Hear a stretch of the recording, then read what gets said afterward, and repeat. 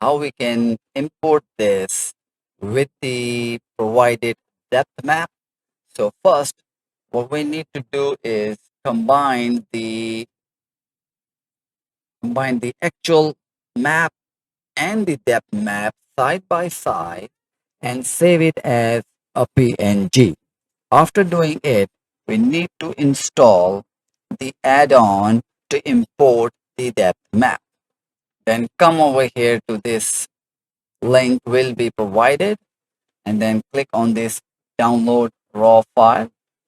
Click this to download it and then come over to the Blender and click on edit preferences and then you can click on install and locate the file, and after it is installed you can click on the check mark to enable it, import that map.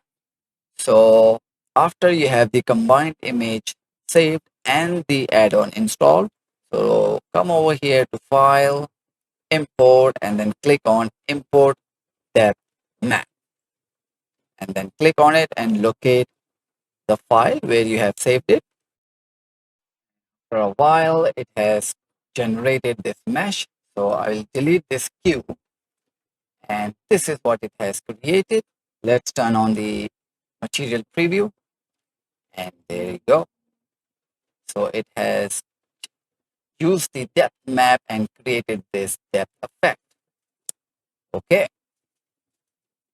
so make sure that you combine the images in your favorite image editing app side by side and save it as a PNG, and you can import in Blender. Okay, create file new. Now let's take a look at another option.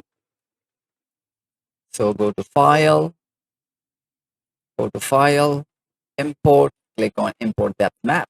So click on the image and then you can also select the option 360 panorama. So click on it and it will generate a sphere map. Okay, so you can turn on the preview, material preview. And you can just move around in your 3D space with some depth effect. Okay, so I hope this was useful to you.